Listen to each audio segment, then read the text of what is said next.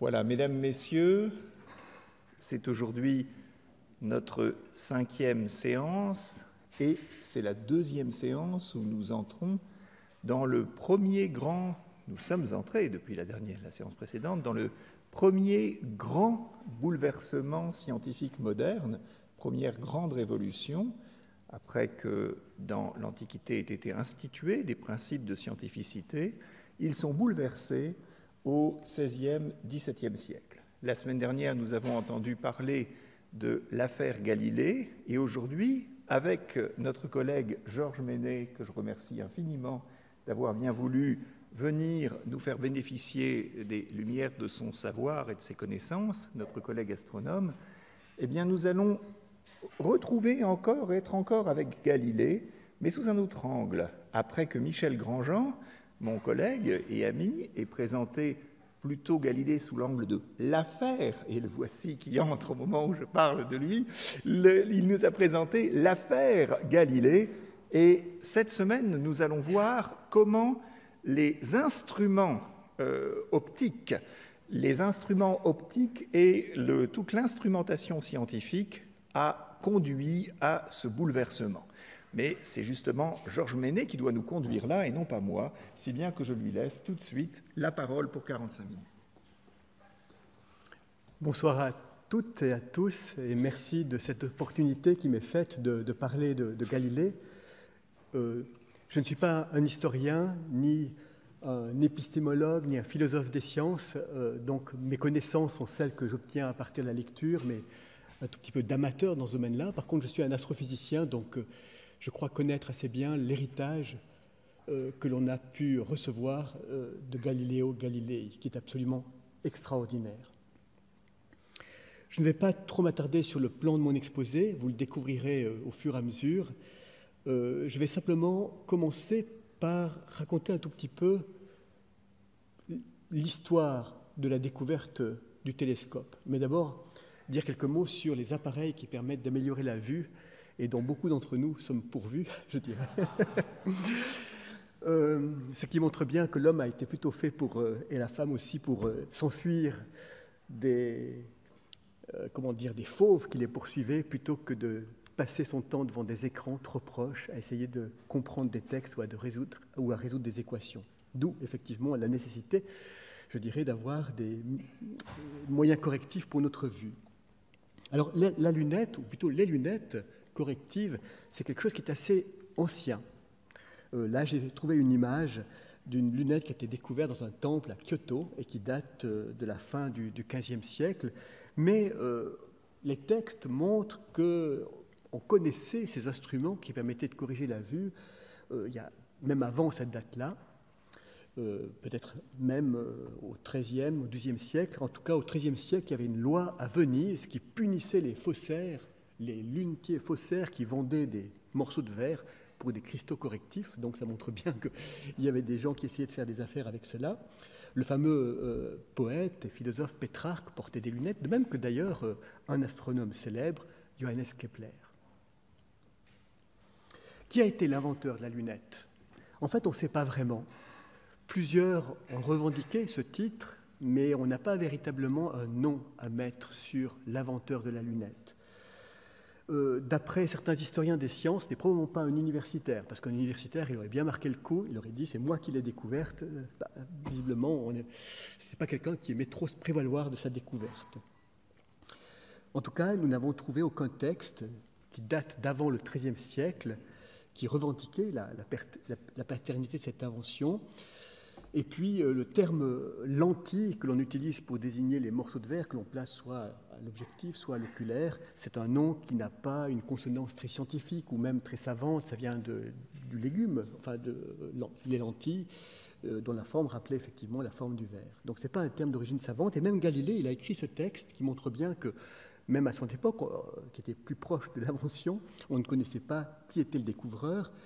Et il écrit ceci, Galilée, « Nous sommes certains que l'inventeur du télescope fut un simple lunetier qui, manipulant par hasard diverses formes de verre, regarda également par hasard, à travers deux d'entre eux, l'un convexe et l'autre concave, tenus à différentes distances de ses yeux, et il constata avec étonnement l'effet produit et partant découvrit l'instrument. » On dit qu'il y a quand même un nom qui revient, c'est celui de Hans Lippershey, et là on le voit dans une gravure avec deux enfants qui jouent avec les lentilles, et d'ailleurs certains prétendent que peut-être que c'est en jouant avec ces lentilles que les enfants se sont dit « tiens, mais on peut voir le clocher plus proche », et qu'ensuite cela a attiré l'attention de leur père, mais évidemment ça on n'en sait rien.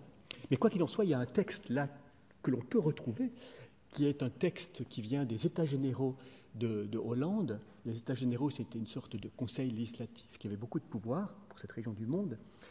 Et dans ce texte, on peut lire que Hans Lippershey, donc inventeur d'un instrument pour voir à distance, comme il a été prouvé aux États, demandait, donc ce Hans demandait que le dit instrument fût tenu secret et que lui fût accordé un privilège, évidemment, interdisant quiconque d'imiter ces instruments, une sorte de brevet, ou bien que lui fût versée une pension annuelle afin de lui permettre d'en fabriquer à l'usage exclusif de ce pays, sans en vendre aucun à des rois ou princes étrangers. Ça date du 2 octobre 1608. Alors, est-ce que les États ont répondu favorablement à cette requête de Hans Lippershey? La réponse est non. En fait, il y avait beaucoup de gens qui revendiquaient cette découverte, et je ne sais pas si c'est parce que c'est un manque d'intérêt ou parce que de toute façon, ça s'était déjà éventé, cette découverte s'était déjà éventée, mais ils n'ont pas donc répondu favorablement à cette découverte. Finalement, tous ces soi-disant découvreurs furent éconduits, en tout cas par les États généraux, et puis la nouvelle de l'invention se répandit. Et de fait, un mois plus tard, on savait à Venise, typiquement, que la lunette, qu'il y avait des instruments qui permettaient de rapprocher la distance des objets. Donc même s'il n'y avait pas Internet, finalement, les nouvelles allaient assez vite à cette époque-là. Probablement parce qu'il y avait des coursiers, il y avait des échanges d'informations. On peut se poser une question qui je trouve intéressante, c'est que finalement, je vous ai dit que les lunettes, elles datent de bien des siècles précédemment. Mais la lunette, c'est qu'autour de 1600 qu'on en entend parler. Et on peut se poser la question, pourquoi il a fallu tant de temps? Pourquoi, alors qu'on connaissait certaines propriétés de certaines formes de verre, pourquoi il a fallu tant de temps pour trouver la lunette? Alors il y a peut-être deux raisons, il y en a plusieurs, mais là j'en ai mentionné deux. C'est d'une part la conception de la vision, je vais en dire un mot dans un instant, et puis un autre aspect, c'est que pour faire des instruments à partir de principes scientifiques, il faut comprendre la lumière. Et en fait, la lumière avait quelque chose aussi de sacré. On verra tout à l'heure quelques textes que mes collègues en théologie connaissent bien mieux que moi, je dois dire. Mais il y a un point, je trouve, assez intéressant, et ça me fait penser à une phrase sur laquelle, il y a bien longtemps, j'avais dû réfléchir, parce que c'était un thème de dissertation quand j'étais au collège, donc il y a fait très très longtemps. Et on avait reçu cette phrase de Gaston Bachelard, mais que je trouve admirable, et qui disait que quand il se présente à la culture scientifique, l'esprit n'est jamais jeune. Il est même très vieux, car il a l'âge de ses préjugés. Et c'est vrai que quand on aborde une question scientifique, on peut difficilement extraire son esprit, ses pensées, d'une mentalité ambiante qui finalement, je dirais, met des digues à notre raisonnement et nous empêche peut-être de penser en dehors de la boîte, comme on dit, out of the box en bon français.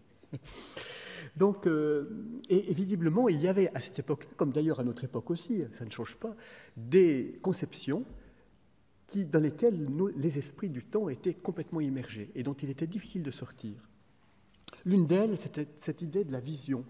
Alors, c'était une idée de savoir est-ce que la vision est un acte passif de l'œil ou est-ce qu'au contraire, c'est l'œil qui veut voir, qui a en quelque sorte une activité dans la vision. Et alors, il y avait les deux possibilités, je dirais, mais beaucoup de gens à l'époque, je pense de Galilée, et même bien avant lui, pensaient que finalement, la vision était un acte volontaire, c'est-à-dire qu'il y avait des sortes de, je ne sais pas, de rayons qui partaient de l'œil et qui allaient englober les objets que l'on peut percevoir à sa vue. Par contre, bien avant cette époque-là, même à l'époque des Grecs, les atomistes, Démocrite, avaient déjà une vision peut-être un petit peu plus proche de la vision que l'on en a aujourd'hui, qui disait que finalement, c'est l'objet qui émet des corpuscules que l'œil reçoit. Mais évidemment, c'est une conception qu'il est difficile de défendre, parce que les gens ils disaient, mais finalement, si on regarde une montagne, comment ça se fait que tous les corpuscules qui viennent de cette montagne peuvent arriver dans quelque chose d'aussi petit que l'œil? Et puis ensuite, s'il y a des tas de gens, toutes les gens de Genève peuvent voir le Salève, est-ce que le Salève il a assez de ces corpuscules pour alimenter la vision de tous les Genevois? Et de tous ceux qui peuvent voir le salève. Donc il y avait des arguments qui pourraient être des arguments de bon sens, entre guillemets, qui faisaient que cette vision-là cette vision de la vision n'avait pas vraiment la cote, si on peut dire. Donc ceci a probablement été une des raisons du ralentissement de la découverte de la lunette. Puis il y avait cette autre raison que je viens de mentionner, c'est que la lumière avait un aspect sacré. Hein, alors là, j'espère que je n'ai pas fait d'erreur dans mes références bibliques. Vous êtes la lumière du monde, Dieu est lumière, et il n'est point en lui de ténèbres. Dieu dit que la lumière soit et la lumière fut. Et d'une certaine manière, certains historiens des sciences pensent qu'effectivement, essayer de comprendre la lumière, c'est toucher à un aspect un peu sacré, un peu interdit si on veut.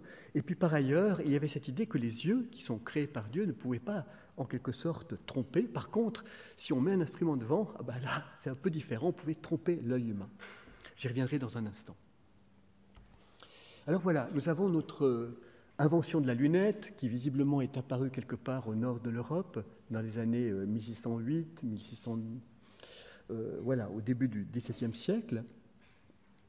Et puis, quelques mois plus tard, cette nouvelle arrive à Venise. Alors, à cette époque-là, Galilée, il avait 45 ans.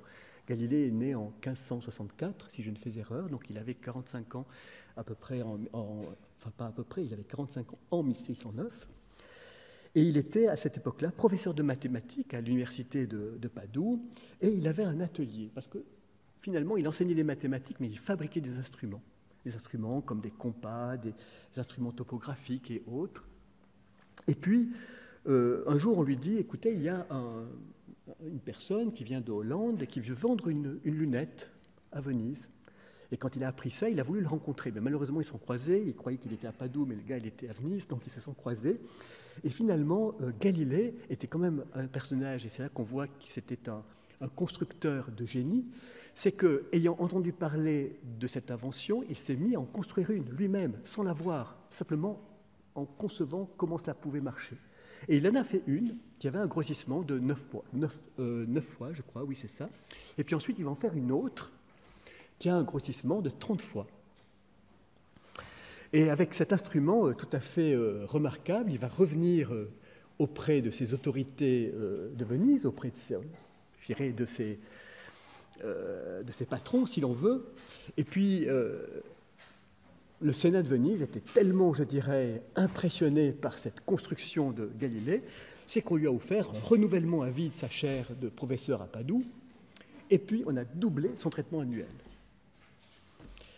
Alors, la lunette de Galilée, j'ai juste mis un tout petit schéma en bas. C'est un instrument très simple. Il y a en fait une lentille qui se trouve au bout, qui est dirigée vers l'objet, que l'on appelle l'objectif, qui est une lentille convexe, renflée au milieu. Et puis, cette lentille, finalement, elle est beaucoup plus grande que l'œil. Donc, elle a l'avantage de collecter beaucoup plus de lumière que notre petit œil. D'où la possibilité de voir des objets beaucoup plus lointains, ou beaucoup moins lumineux. Et cette lentille va fabriquer une image, va concentrer toute la lumière dans une région de la lunette. Et ensuite, l'oculaire, qui se trouve près de l'œil, va permettre d'agrandir cette image. Voilà. Alors, avant de voir, ou plutôt de découvrir ce que Galilée va découvrir grâce à cet instrument, c'est bien peut-être de rappeler un tout petit peu quelle était la vision du monde à cette époque-là. Et je crois que là, il y a un texte que j'ai trouvé de Jean Bodin, probablement une personne, je dirais, éduquée de l'époque, et qui rapporte la chose suivante. Il parlait en fait à cette époque-là, donc le livre de Copernic, De Revolutionibus, avait été déjà paru, il était paru en 1543.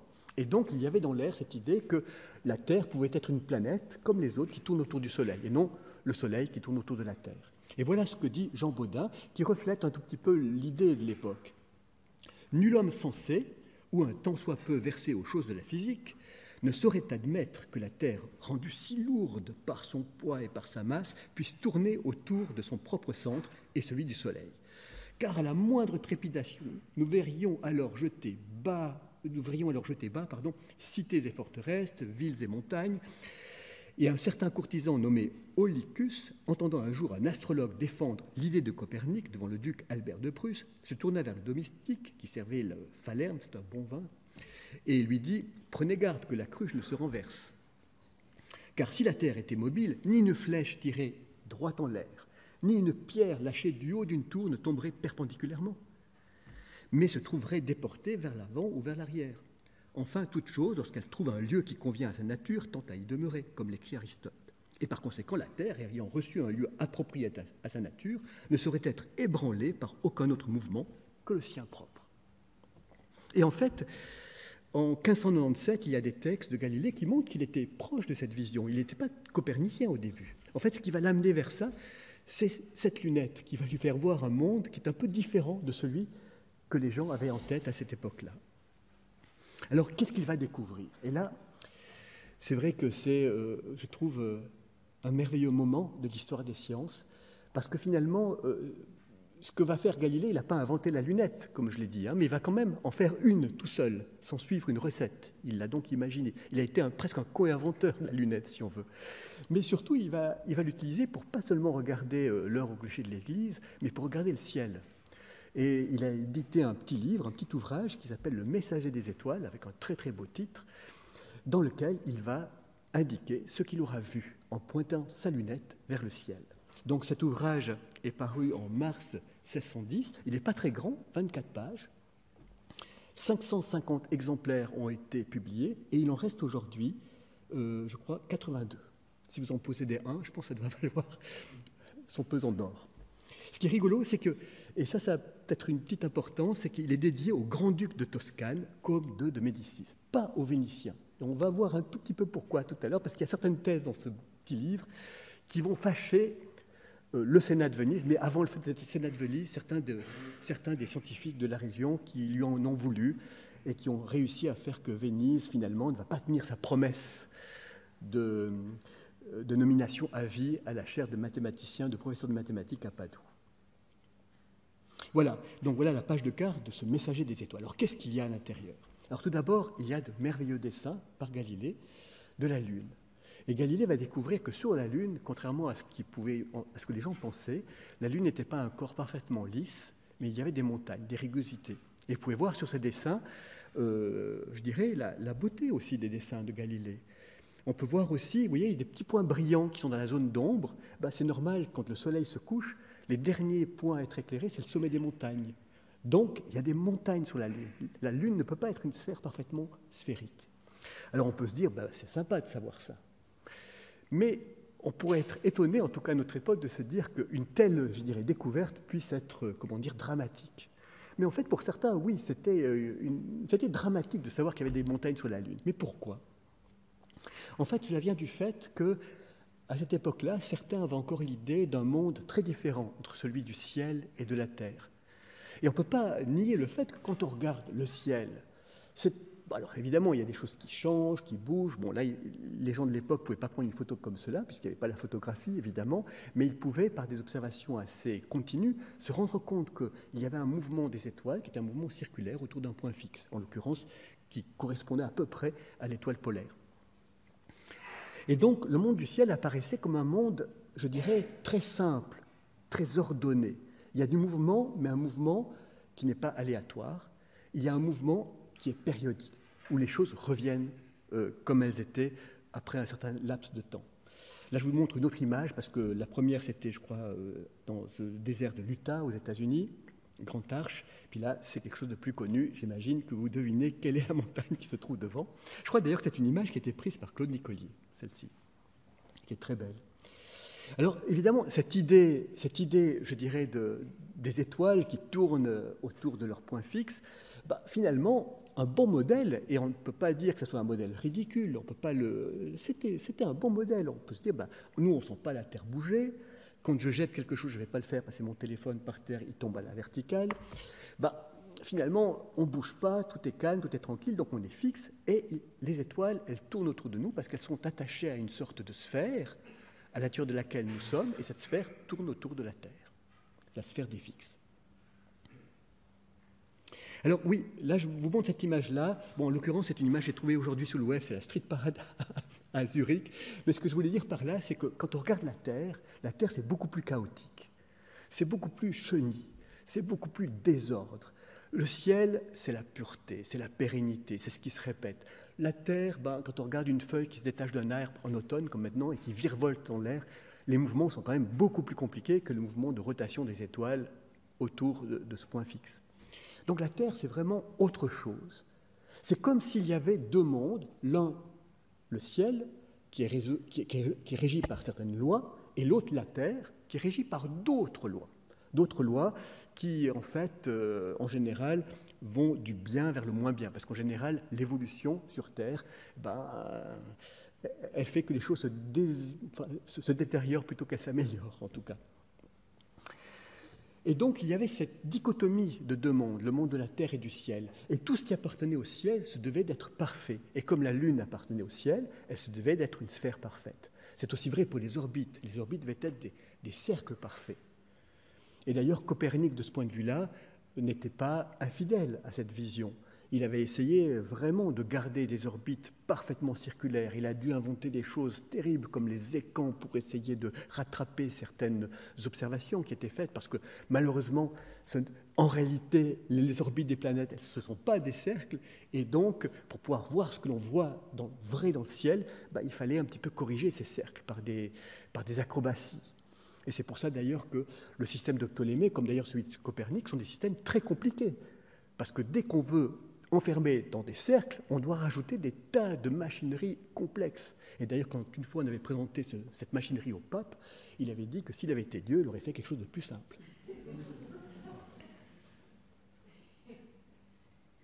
Alors voilà, donc Galilée, en trouvant des montagnes sur la Lune, trouve que finalement la Lune n'est pas un corps parfait. Donc il y a quelque chose déjà qui égratigne un tout petit peu cette vision de deux mondes si différents. Il va découvrir également qu'il y a des taches sur le Soleil. Là encore, ces taches, c'est un tout petit peu des imperfections de la sphère parfaite. Il va d'ailleurs découvrir que les taches se meuvent plus rapidement dans les régions équatoriales du Soleil que dans les régions périphériques, et donc il va découvrir ce que l'on appelle aujourd'hui la rotation différentielle du Soleil. Le Soleil tourne plus vite à l'équateur qu'au pôle. Ça montre bien que ce n'est pas un corps solide, parce que si c'était le cas, il n'y aurait pas de raison. Mais par contre, effectivement, c'est un corps gazeux, et donc les régions équatoriales vont plus vite que les régions périphériques, ou plutôt boréales ou australes. Alors tout ça, ça va égratigner cette vision d'un monde parfait, là-haut. Et puis il y a d'autres aspects, par exemple les comètes. Les comètes, et qu'est-ce que c'est? Ou les météores. Le mot météore, d'ailleurs, vient de... ça donne en quelque sorte une idée que ce sont des phénomènes, je dirais, atmosphériques, et non pas des phénomènes au-dessus de l'atmosphère. Et les comètes, certains pensaient que c'était un phénomène qui appartenait à notre propre régime terrestre, parce que les comètes apparaissent, disparaissent, c'est un petit peu aléatoire, donc ça ne pouvait pas faire partie de ce monde pérenne qu'est le ciel. Et de ce point de vue-là, Tycho Brahe, qui a été un personnage absolument exceptionnel, un astronome du XVe siècle, qui avait reçu d'ailleurs du roi du Danemark une île pour fabriquer un observatoire qui était le meilleur de son temps. Alors Tycho Brahe, contrairement à Galilée, ne va pas utiliser de lunettes, il n'a fait que des instruments qui permettaient de calculer des angles, donc des instruments sans aide ou sans amélioration de la vision, mais il avait les meilleures observations de son époque. Et Tycho Brahe va essayer de déterminer la distance de la comète de 1577. Alors il ne va pas réussir à trouver un chiffre bien précis, mais il va avoir une preuve que je ne vais pas, développer ici, que la comète se trouvait bien au-delà. Il se trouvait entre la Terre et la Lune et appartenait déjà à ce monde du cosmos qui, soi-disant, devait laisser aucune place à l'aléatoire. Donc là aussi, c'était une petite brèche vers cette dichotomie des deux mondes, du monde du ciel et celui de la Terre. Alors, juste une petite remarque. Finalement, à cette époque-là, où, disons, la vision qui prévalait, c'était deux mondes différents, le changement sur Terre, la pérennité dans le ciel, des lois différentes dans le ciel et dans la Terre, et sur la Terre, pardon, et surtout un monde du ciel qui était immuable. Et ce qui est intéressant, c'est qu'aujourd'hui, on a une vision complètement différente. On pense que ce sont les mêmes lois qui régissent la chute de la feuille de son arbre par terre jusqu'au mouvement des étoiles dans les galaxies les plus lointaines. C'est la même physique. Et on a découvert, bien sûr, que notre univers a une histoire, qu'il n'a pas été toujours semblable à lui-même, et que fort longtemps dans le passé, il était incroyablement différent. Mais vous voyez, tout commence avec des montagnes sur la Lune. Puis il va découvrir quelque chose qui va réellement le faire changer d'avis quant au système de Copernic. C'est effectivement les 4 satellites qu'il va observer autour de Jupiter. Alors vous savez peut-être qu'il y en a beaucoup plus que ça, mais évidemment ils sont plus petits les autres et il n'a pu voir que les plus gros. Et comme il sentait un tout petit peu le vent du boulet par rapport à ses liens avec Venise, il avait pensé que ce serait bien d'appeler ces nouvelles planètes les planètes médicéennes pour faire plaisir à son futur sponsor, si je puis dire, qui était le prince Côme de Médicis. Alors voilà ce qu'il écrit à propos de cette découverte des 4 planètes de Jupiter. Alors il dit « Nous disposons d'un solide argument propre à vaincre les scrupules de ceux qui admettent la rotation des planètes autour du Soleil dans le système de Copernic, mais sont si troublés par l'idée que la Lune puisse se déplacer autour de la Terre, alors que l'une comme l'autre décrivent une orbite d'1 année autour du Soleil, et qu'ils tiennent cette théorie de l'univers pour irrecevable. » Parce qu'en fait, ce qu'il dit, en gros, je ne vais peut-être pas lire la suite du texte, il dit, finalement, pour l'instant, on connaissait que la Lune qui tournait autour de la Terre. Et puis on pensait que toutes les autres planètes tournaient autour de la Terre, évidemment.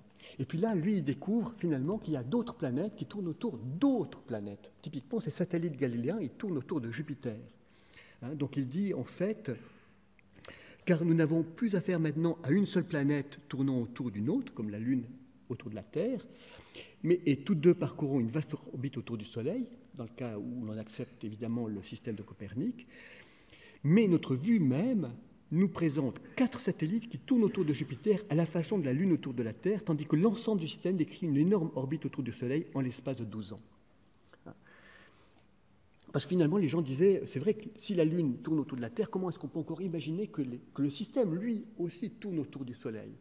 Mais Galilée dit, dans le cas de Jupiter, il semble que ce soit le cas. Il y a 4 petites planètes qui tournent autour de Jupiter, et Jupiter tourne autour du Soleil. Donc, en fait, ça, il ne pouvait pas vraiment le montrer, mais c'était en quelque sorte ce qu'il avait en tête. Ce que je dis là, ce qui est important peut-être à se rendre compte, c'est que Galilée, malgré toutes ses observations, n'avait pas une preuve du système de Copernic. Je reviendrai dans un instant. Il ne pouvait pas le prouver. Et d'une certaine manière, quand l'Église lui a reproché de ne pas prendre son système comme une hypothèse, elle n'avait pas tort, fondamentalement, parce qu'il ne pouvait pas le prouver. Et on verra dans un instant pourquoi. C'était plus, en quelque sorte, je dirais, des arguments qui allaient dans le bon sens, des arguments en quelque sorte d'analogie, si on veut. Il va découvrir les phases de Vénus. Je ne vais pas trop m'attarder là, parce que je vois que le temps s'écoule rapidement, qui simplement peuvent être expliquées si Vénus tourne autour du Soleil et a une orbite plus interne que la Terre au Soleil. Là, je ne résiste pas à vous montrer ce petit film. Bon, c'est pas très, malheureusement, la résolution n'est pas très bonne, mais en fait, ce sont des systèmes planétaires d'exoplanètes. Donc aujourd'hui, c'est vrai qu'on pourrait imaginer, je dirais, l'intérêt, l'émotion de Galilée ayant accès à ce type d'informations. Tous les systèmes planétaires découverts en dehors de notre propre système solaire. Donc là, il y en a des lunes. Donc, en plus de ces 4 lunes autour de Jupiter, il va aussi découvrir que certains amas diffus étaient constitués d'étoiles. Là, il y a un petit dessin des Pléiades. J'ai mis une photographie des Pléiades à côté pour voir un tout petit peu si effectivement c'est ressemblant. Et effectivement, on peut retrouver certaines ressemblances. Mais donc, il va découvrir notamment que la Voie lactée, cette sorte de traînée laiteuse qui parcourt tout le ciel, est en fait composée d'une myriade d'étoiles. Voilà une image de la Voie lactée au-dessus d'une chaîne de montagnes.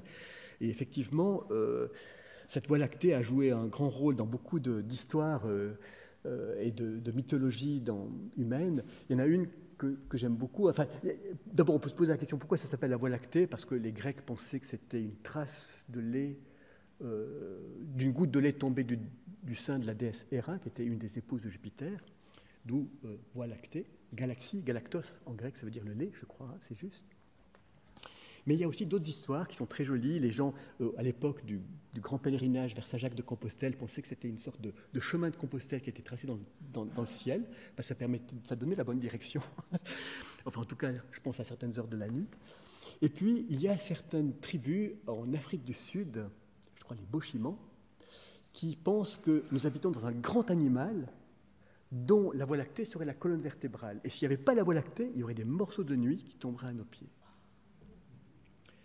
Alors, Galilée, il ouvre la voie à quelque chose d'admirable, et là je fais un petit saut en avant, c'est à une découverte, ou plutôt à la première cartographie de la galaxie, par William Herschel. William Herschel était un musicien, il jouait, je crois, du hautbois, et puis il avait une sœur, Caroline, dont on ne parle pas assez, mais qui était fameuse parce qu'elle a construit avec son frère William les meilleurs télescopes de son temps. Et il avait construit de gros télescopes.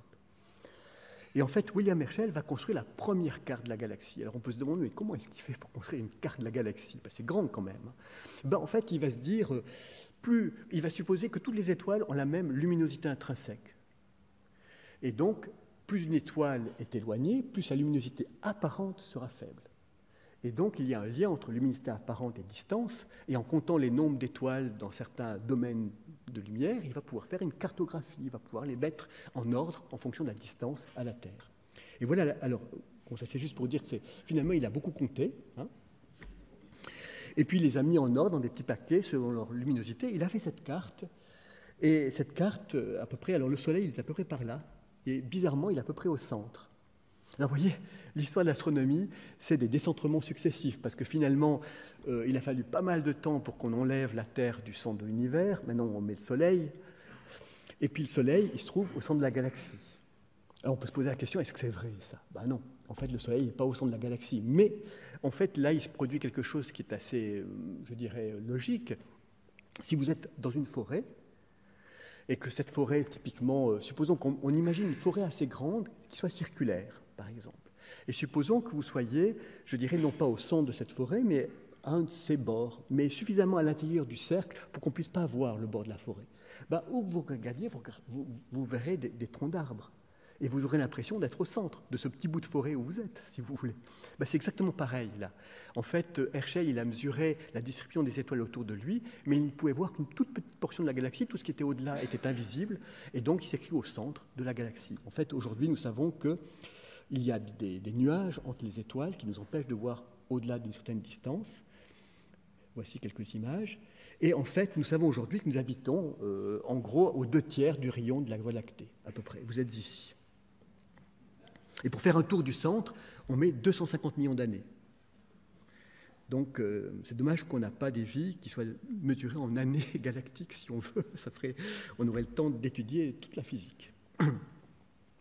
Alors maintenant, je reviens à un point que je trouve assez important, c'est que finalement, cette idée, cette vision de Copernic, c'est-à-dire qui a déplacé le centre, en tout cas de nos systèmes solaires, en mettant le Soleil plutôt que la Terre, et la vision qu'en avait Galilée au départ, qui était très sceptique, et puis ensuite, par l'observation, entre autres, de ces satellites de Jupiter, est arrivé à se convaincre que le système de Copernic était correct.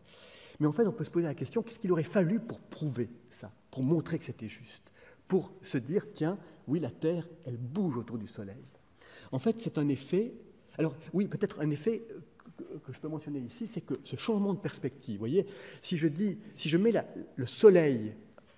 Si je dis que c'est la Terre qui tourne autour du Soleil et non pas la Terre qui est immobile, en fait, ça implique un changement complet de la grandeur de l'univers. Si je mets la Terre immobile, la sphère des fixes peut être très petite. Ça fait un petit univers, je dirais, qui n'a pas besoin d'être immense.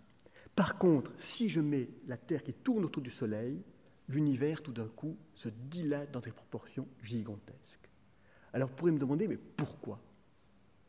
Alors, en fait, c'est en raison d'un effet qu'on appelle l'effet de parallaxe. Vous voyez, si vous prenez... moi, j'ai souvent l'habitude de prendre l'idée du doigt que l'on met devant son nez, et si vous clignez de l'œil, moi, par exemple, si je regarde ce doigt avec cet œil de gauche, ça cache madame qui est devant le rang. Par contre, si je regarde avec mon œil gauche, ça cache madame avec le tricot bleu, là. Donc, en fait, on voit que si je regarde depuis ici, mon doigt a en quelque sorte un mouvement apparent. Vous voyez, il ne bouge pas, mais c'est plutôt le point de vue qui bouge. Et en fait, vous pouvez faire l'expérience suivante. Si vous mettez le doigt plus loin et que vous faites la même chose, le déplacement apparent sera plus petit. Si vous le mettez encore plus loin, il sera presque invisible. Et si vous le mettez très près, il sera énorme. Alors en fait, on fait la même chose, Mais au lieu d'avoir nos deux yeux qui sont trop proches pour faire une expérience comme ça, parce que si vous regardez l'étoile polaire, puis vous clignez de l'œil gauche, l'œil droit, vous ne verrez pas trop de différence par rapport à des étoiles plus lointaines. Par contre, vous pouvez faire cela en utilisant, en regardant une étoile, qui se trouve être ici ce point orange, lorsque la Terre se trouve au printemps d'un côté du Soleil et lorsqu'elle se trouve 6 mois plus tard de l'autre côté. C'est un petit peu les deux yeux, mais deux yeux qui sont séparés non pas par quelques centimètres comme nos deux yeux, mais par 2 fois 150 millions de kilomètres. Alors là, vous pouvez commencer à faire des choses intéressantes. Et en fait, vous vous rendez compte que quand j'observe l'étoile orange au mois de mai, et puis 6 mois plus tard, alors vous compterez l'autre mois, eh bien, l'étoile va apparemment se déplacer par rapport à un fond plus lointain. Et c'est ce qu'on appelle l'effet de parallaxe. Et ce qui est intéressant, c'est que quand Copernic avait en quelque sorte fait sa thèse, écrit son livre, on lui avait déjà donné cet argument, et Copernic, très justement, avait dit « on ne le voit pas parce que les étoiles sont trop lointaines ». Vous voyez ? Mais ça, c'est une vraie preuve que la Terre tourne autour du Soleil. Et en fait, la première fois qu'on va mesurer une parallaxe grâce à cet effet-là, c'est très tard, c'est en 1838 seulement, et par Friedrich Bessel. C'est quelque chose de... Évidemment, l'univers est très grand, donc les effets sont très très petits, et il faut énormément de soins pour pouvoir les montrer.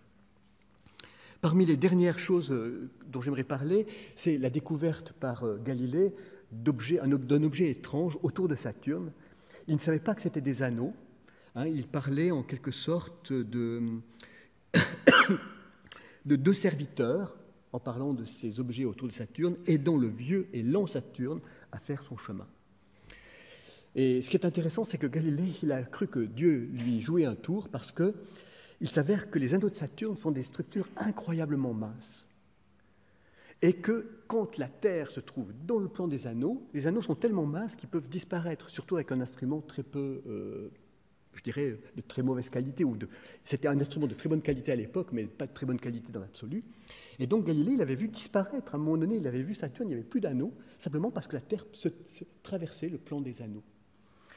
Donc il n'a jamais compris ce que c'était, ces anneaux, mais néanmoins, il en a fait les premières observations de manière un tout petit peu grossière. Alors voilà, avec toutes ces observations, est-ce que les gens aient été conquis? Est-ce qu'ils ont cru à cela? Ben non. En fait, justement, en raison de certaines idées que les gens avaient à l'époque, qui disaient que les instruments trompaient l'œil. Je vous donne quelques textes ici. Un éminent aristotélicien, César Cremonini, ne voulait pas perdre son temps à regarder dans un télescope pour y voir ce que nul autre que Galilée n'a vu.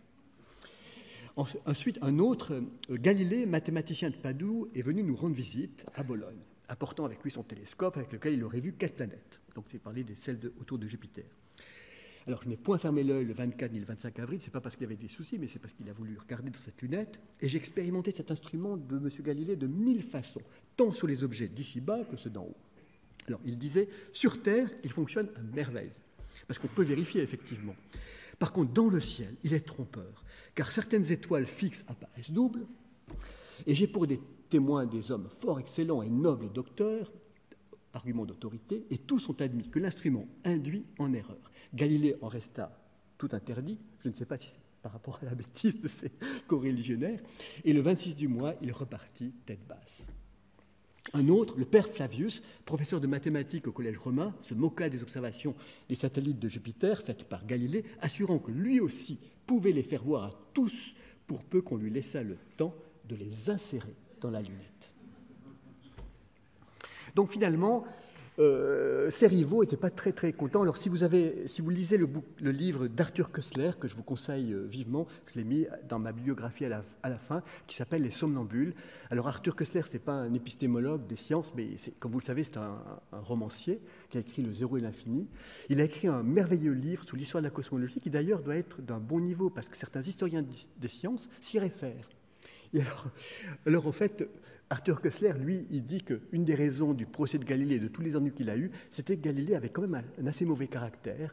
Il aimait dire que c'était lui qui avait fait les découvertes et qu'il a finalement égratigné pas mal de ses collègues de son époque et qu'il a reçu la monnaie de sa pièce.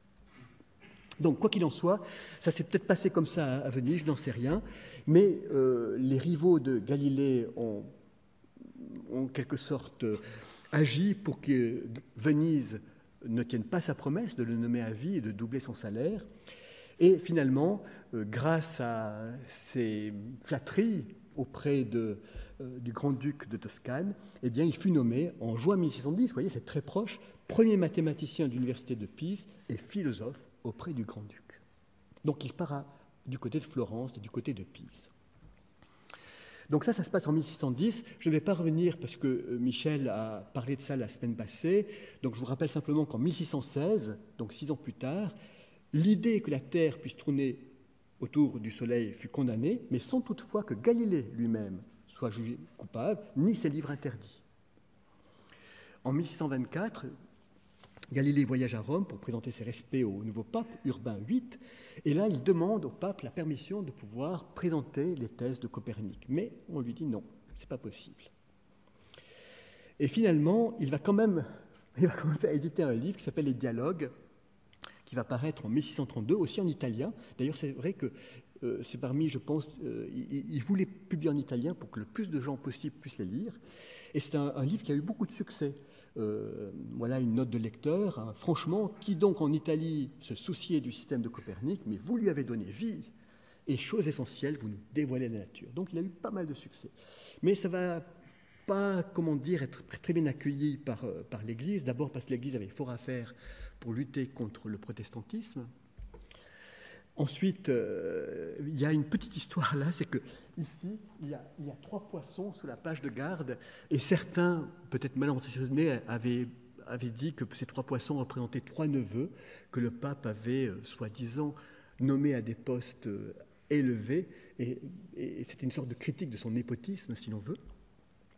Et puis, il y a une chose que Galilée a peut-être eu tort, c'est qu'il a donné comme nom à celui qui défendait les thèses géocentriques le nom de Simplicio, donc le simplet de l'affaire. Donc tout ça, ça n'a pas tellement, je dirais, amélioré ses affaires, et il va y avoir son procès qui s'est déroulé pendant plusieurs mois, de février à juin 1633, et la sentence fut prononcée le 16 juin, le livre fut interdit, Galilée fut condamné à l'abjuration publique, ainsi qu'à l'emprisonnement. En fait, il ne fut pas emprisonné, il fut confiné dans sa maison d'archéterie et il devait demander la permission auprès du délégué du pape pour recevoir des visiteurs. Ce qui est intéressant, c'est que ces derniers travaux ont eu une merveilleuse influence et notamment, il va découvrir un principe qui est fondamental pour la physique moderne, qui est le principe d'inertie et qui va aussi à l'encontre de tout ce qu'on pensait. Vous voyez, quand on prend un mouvement, quand on prend un objet, en fait, pour qu'il bouge, il faut que je continue à le pousser tout le temps. Et Aristote pensait que pour qu'il y ait mouvement, il faut qu'il y ait une force qui agisse continuellement. Or, le principe d'inertie, ce qu'il dit, c'est qu'un objet, s'il n'est soumis à aucune force, soit il bouge en ligne droite, soit il est immobile par rapport à un référentiel donné. Mais le mouvement existe même s'il n'y a pas de force. Vous voyez, c'est un principe qui est en fait très abstrait, parce qu'on ne le voit pas sur Terre. On pourrait le voir dans un monde idéal sans frottement. Donc le mouvement, la loi d'inertie est une loi absolument fondamentale. Alors il va écrire un autre livre, qui d'ailleurs va être publié à Leiden par Elsevier, une maison d'édition qui existe toujours. Et c'est sur la base de cet ouvrage que d'autres grands scientifiques, comme Huygens puis Newton, vont établir les principes de la gravitation universelle pour Newton et de la mécanique. Il va mourir en 1742, un mois avant son 78e anniversaire. J'aimerais dire quelques mots sur son héritage.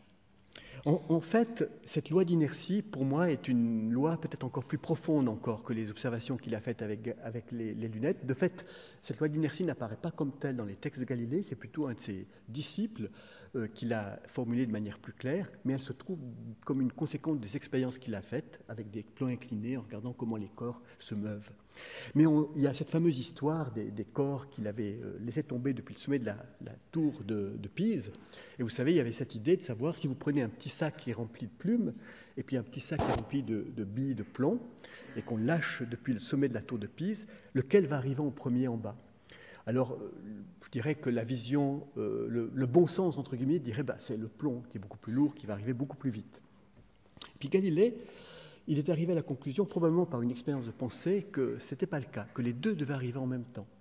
Et la raison en est la suivante, c'est que, faisons l'hypothèse qu'effectivement, sachet de plomb arrive plus rapidement que le sachet de plume. Prenons l'hypothèse bon sens.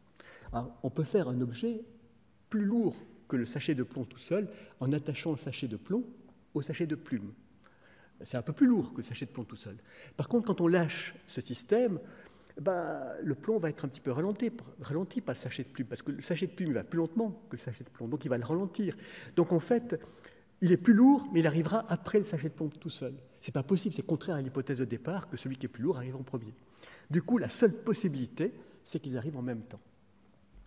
Donc on peut dire que d'une certaine manière, Galilée aurait, si c'est le cas, parce que finalement personne ne sait comment il a découvert cette loi, il aurait été un peu l'inventeur des expériences de pensée qui vont avoir une importance considérable en physique, avec le démon de Maxwell dans d'autres domaines de la physique, avec aussi les expériences de pensée d'Einstein. Einstein se posait la question, si je voyage à la vitesse de la lumière et que je tiens un miroir devant moi, est-ce que je vais pouvoir me voir dans le miroir? Parce que les photons vont aussi à la vitesse de la lumière, ceux qui partent de mon visage, et qui vont rattraper le miroir.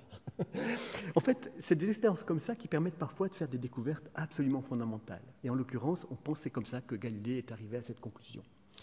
Derrière cette idée, derrière cette, je dirais, l'idée que le plomb arrivera en même temps que le sachet de plume, il y a ce qu'on appelle un principe fondamental aussi en physique, qui est le principe d'équivalence, qui est aussi un des principes de base de la relativité générale. Et puis, il y a ce personnage, Newton, puisque la conférence s'intitule de Galilée à Newton, je dis juste un petit mot de Newton. Et en fait, c'est clair qu'il y a cette fameuse fable, probablement, de Newton assis sous un arbre, sous un pommier, et qui voit tomber une pomme, et qui se pose la question, mais tiens, c'est bizarre, la pomme, elle tombe, et pas la lune. Alors on pourrait se dire, oui, dans la vision d'Aristote, c'est normal, parce que la lune, de toute façon, elle est soumise à d'autres lois que celles de la Terre. Donc c'est normal, la Lune, elle fait à sa tête, elle fait comme elle veut, c'est le domaine du ciel, c'est autre chose. Mais dans la nouvelle vision de la physique qui est universelle, où que nous soyons, il faut que ce soit les mêmes lois qui régissent aussi bien le mouvement de la Terre que le mouvement de la Lune, que le mouvement de la pomme. Et en fait, Newton va arriver à la conclusion que la Lune tombe. Je vais vous montrer pourquoi. Vous voyez, ici c'est un petit dessin qui montre la Terre, et puis prenons que le point B, ça soit la Lune. Alors s'il n'y avait pas la Terre, vous oubliez un petit moment le rond bleu, la Lune, elle poursuivrait tout droit par le principe d'inertie. Le principe d'inertie veut qu'un corps en mouvement reste avec un mouvement rectiligne uniforme, ad aeternum, pour autant qu'il n'y ait pas de force qui agisse sur lui. Maintenant, si on met la Terre, il y a une force. Et cette force que va découvrir Newton, c'est une force qui l'a fait tomber. Alors vous voyez, pendant le petit mouvement qui va de B, s'il n'y avait que le mouvement rectiligne, eh bien, la Lune continuerait tout droit, mais avec la force qui l'attire vers le centre, elle tombe un petit peu. Et cette composition de ces deux mouvements, du mouvement inertiel et du mouvement dû à la force, ça fait le mouvement circulaire. Et là, il y a cette très belle phrase de Paul Valéry, « Il fallait être Newton pour percevoir que la Lune tombe quand tout le monde voit bien qu'elle ne tombe pas. » Mais ça montre aussi un point qui est beaucoup plus profond, c'est que finalement, la perception scientifique du monde est une perception qui n'est pas toujours celle du bon sens, qui n'est pas toujours abordable de prime abord. Vous voyez, elle nous fait découvrir quelque chose qui est plus extraordinaire que juste ce que l'on pourrait déduire sans un effort de pensée. Puis enfin, Galilée, en pointant sa lunette vers les astres, a été évidemment le père, si on veut, de l'observation en astronomie. Et vous savez qu'en astronomie, on construit des instruments de plus en plus gros pour pouvoir capter cette lumière. Les pays européens sont actuellement en train de travailler sur un projet du EILT, European Extremely Large Telescope, qui aura un diamètre d'environ 39 mètres, le miroir. Il sera fait en plusieurs morceaux. Donc vous voyez, c'est 4 fois plus grand que les VLT, qui ont 8 mètres de diamètre. Et puis, à la fin de cette année, il y aura le lancement du James Webb Space Telescope, qui est le successeur du Hubble Space Telescope. Donc, finalement, cette amélioration de ces instruments pour capter la lumière des astres continue toujours aujourd'hui. Peut-être un point qui est intéressant de mentionner, c'est que la lumière dans l'univers est très rare. En fait, on pense qu'il n'y a qu'un demi% du contenu en masse et en énergie dans l'univers qui émet de la lumière. Et pourtant, c'est par l'étude de ce demi% qu'on sait que ce n'est qu'un demi%. Donc on ne voit que le sommet de l'iceberg. Un autre aspect qui est intéressant aussi à mentionner, c'est qu'on pourrait faire une sorte de petit calcul sur toute l'énergie qui a été collectée par les télescopes depuis l'époque de Galilée. Et cette énergie, c'est un chiffre que je ne connais pas, mais qu'un de mes collègues a calculé et qu'on peut transformer en une masse par la relation E égale à la masse fois la vitesse de la lumière au carré. Et en fait, la masse qui correspond à l'énergie collectée par les télescopes, ça correspond à peu près à une pincée de sel. Et de cette pincée de sel, eh bien, on a extrait toute la connaissance que l'on a de l'histoire de notre univers. Merci de votre attention.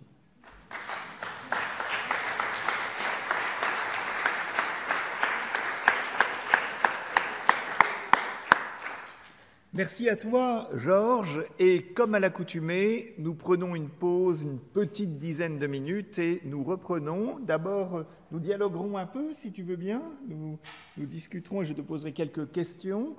Et ensuite, nous ouvrirons, la discussion sera ouverte à l'ensemble du public. Bien, mesdames et messieurs, nous reprenons.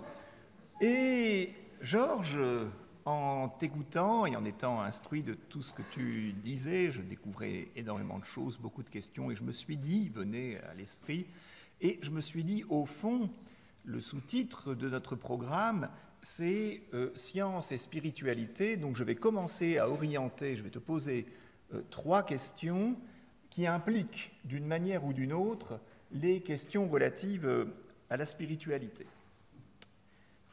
La première, elle porte sur la question de la lumière.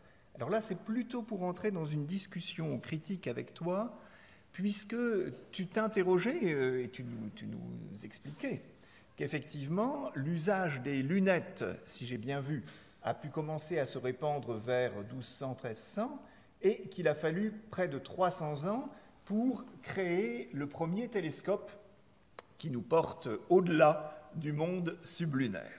Et tu donnais plusieurs causes de la longue durée qu'il a fallu, et puis tu évoquais la lumière. Est-ce qu'on ne touchait pas là à un principe sacré ? Alors je me suis dit, tiens, d'où est-ce que Georges tient ça ? Et est-ce que ça pourrait tenir ? Alors en considérant, en pensant aux Écritures, à l'Ancien Testament, au Nouveau Testament. Alors je me suis dit, oui, bon, c'est vrai. Quand, par exemple, dans l'Ancien Testament, dans le livre de l'Exode, il est parlé des rencontres de Moïse et de Dieu dans la tente du rendez-vous, là où il y avait l'arche et là où régulièrement Moïse rencontrait Dieu, le seul à pouvoir entrer. Normalement, on dit même dans le même livre de l'Exode, parce qu'il y a des contradictions ça et là, qu'aucun être humain ne peut être face à face à Dieu. Et d'ailleurs, Dieu avait dit sur le mont, tu ne verras que mon dos. Là, il le voit, et quand il sort, son visage irradie comme un soleil. Et on ne peut pas le regarder. Alors donc, oui, la lumière, effectivement, il y a ici quelque chose de sacré. Puis alors, on pourrait rapporter un propos symétrique, ou plutôt un propos qui est sans doute délibérément rapporté à ce passage, dans le Nouveau Testament avec la transfiguration. Puisque la transfiguration, c'est effectivement le moment où Jésus, emmenant 3 disciples, se retire seul, et puis à un moment donné, il est transfiguré. Son vêtement est d'une pureté éclatante, d'un blanc éclatant, et son visage rayonne comme un soleil, et à côté de lui, il y a Élie et Moïse. Alors on pourrait se dire, voilà vraiment, effectivement, de quoi nous retenir quand on touche à la lumière, puisqu'on y voit là un contact avec Dieu. Et cependant, j'étais un peu arrêté par le fait que tout de même, l'argument ne me paraissait pas suffisant, du fait qu'au fond, si la lumière est sacrée, cela tout de même renvoie à la possibilité d'une vénération ou d'un culte de la lumière. Chez les peuples anciens qu'on a abordés dans les premières séances, il pouvait être question effectivement des astres comme de véritables dieux, et des dieux qu'on peut vénérer. Or, il me semble que justement, dans le judaïsme puis le christianisme, si toute la création chante bien la louange de Dieu et qu'elle est l'œuvre de Dieu, en même temps, elle n'est pas divine. Elle est de Dieu, elle n'est pas Dieu. Si bien que je me demande si c'était vraiment un argument qui était retenu, et je me disais, réfléchissant encore un peu, au fond, est-ce que ce ne serait pas plutôt des arguments de bon sens apparents, tout simplement, ne pas voir l'intérêt d'aller s'échiner à essayer de trouver des moyens de voir autrement ce sur quoi, de toute façon, c'est ce qu'il en est, et ce qui n'a pas sur nous d'influence toute particulière. Alors que les lunettes, c'est pour voir tous les jours, et c'est pour agir tous les jours. Et je pensais aussi à ce que dans le texte des critiques qui reçoivent Galilée, j'étais frappé par le fait que l'un d'entre eux soulignait sur Terre, ce télescope fonctionne à merveille. Mais pour le ciel, c'est pas intéressant du tout. D'ailleurs, ça nous induit en erreur, donc il ne faut pas faire attention. Donc je me suis demandé si, au fond, est-ce que tu penses sérieusement que cet argument pouvait être... Parce que je dis ça, il y a un tout petit enjeu derrière. C'est-à-dire que très très souvent, on dit l'Église, le religieux, il freine toujours tout, et il empêche toute recherche, toute découverte, et il met toujours des freins, il met toujours des obstacles. Et je me demande de temps en temps si on ne rajoute pas des obstacles, vous savez, à l'envi, parce qu'on se dit, de toute façon, ça ne peut mettre que des obstacles. Qu'en penses-tu ? Alors, c'est vrai que, moi je ne vais pas, en tout cas, polémiquer sur ce point-là. C'est vrai que c'est un point qui a été notamment discuté par Borstein, qui est quelqu'un qui a écrit justement ce livre-là, Les Découvreurs, et c'est lui qui mentionne cet aspect-là. Après, c'est vrai, je ne sais pas vraiment. Je pense que lui le mentionne, donc il le présente comme étant une possibilité, mais mes connaissances en histoire ne sont pas assez fortes pour pouvoir, je dirais, en tout cas, défendre ce point de vue.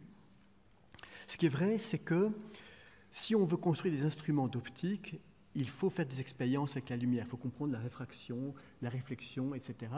Et aller au-delà simplement d'un simple empirisme. Et la question qu'on peut se poser, c'est pourquoi les gens qui construisent des lunettes n'ont pas essayé de faire des expériences pour comprendre la géométrie des rayonnements lumineux et pour arriver peut-être à la déduction de comment construire un instrument tel qu'une lunette. Ça, je ne sais pas. Je ne sais pas il faudrait peut-être dans ce bouquin-là, The History of the Telescope, que je n'ai lu qu'en partie pour préparer cette conférence. Le livre, malheureusement, je n'ai pas pu le finir avant la conférence, donc je ne sais pas s'il donne. Mais paraît-il, c'est un livre qui fait référence dans le domaine de l'histoire des télescopes et des lunettes. Je ne sais pas s'il lui donne une réponse à cela.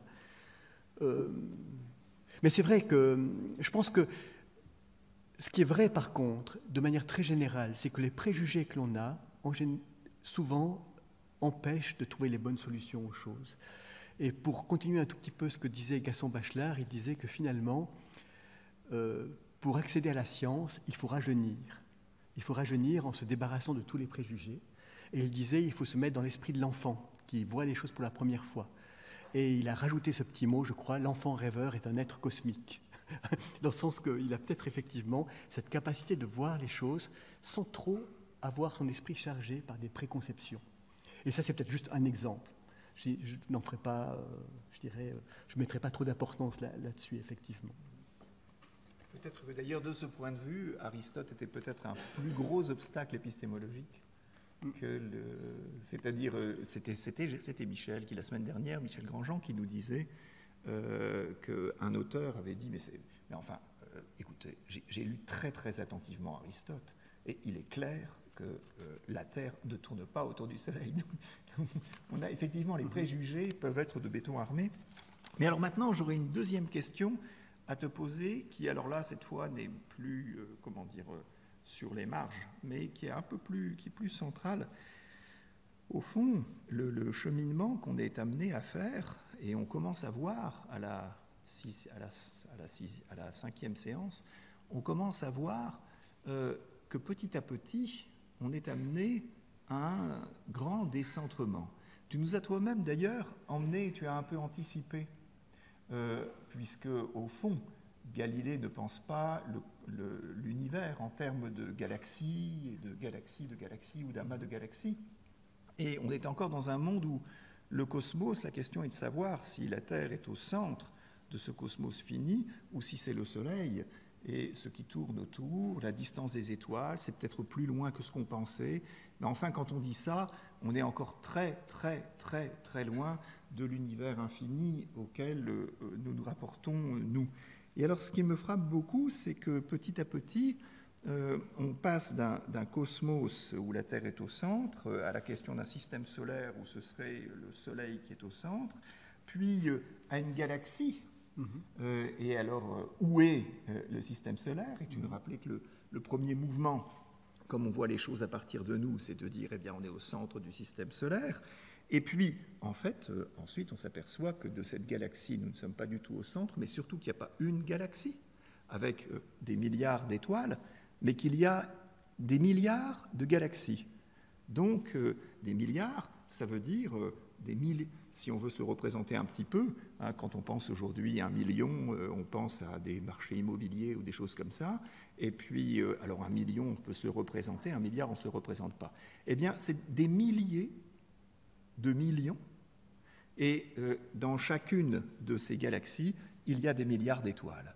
Et dans notre seule galaxie, on sait aujourd'hui à notre université, grâce au département d'astronomie, qu'on a découvert déjà des milliers d'exoplanètes. Alors ça, c'est fascinant.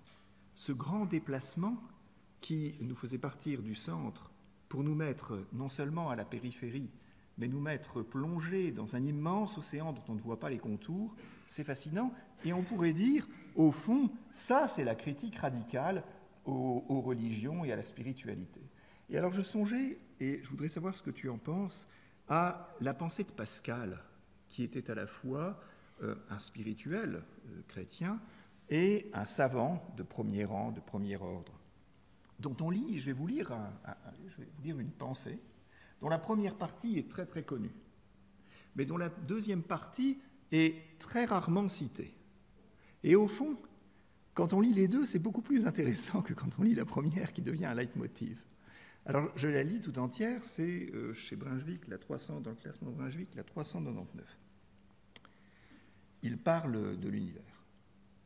Et il dit, c'est une sphère infinie, vous voyez, c'est plus la sphère de Platon, c'est plus la perfection circulaire, c'est une sphère infinie, l'idée d'infini est entrée dans la pensée scientifique, ça c'est fabuleux, à la même époque.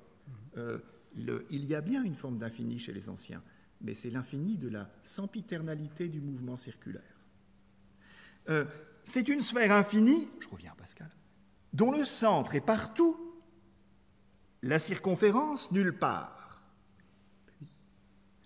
Enfin, c'est le plus grand caractère sensible de la toute-puissance de Dieu que notre imagination se perde dans cette pensée. Alors, comme on n'entend jamais cette deuxième partie de la pensée de Pascal, je vais la relire, la fin. Enfin, c'est le plus grand caractère sensible de la toute-puissance de Dieu que notre imagination se perde dans cette pensée d'un univers infini. Qu'en penses-tu?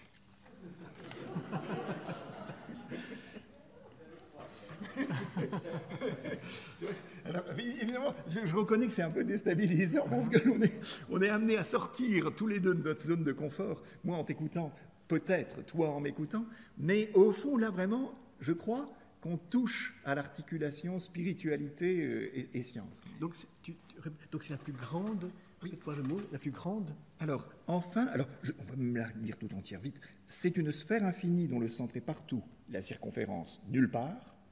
Enfin, c'est le plus grand caractère sensible de la toute-puissance de Dieu que notre imagination se perde dans cette pensée. C'est-à-dire qu'au fond, nous n'avons plus dans la pensée une saisie rationnelle et complète. Hein. On ne tient plus l'univers sous le regard de notre pensée, mais du coup, tu vois, comme nos facultés sont dépassées, ce n'est plus la rationalité qui répond quand on veut se rapporter à cet infini qu'on a découvert.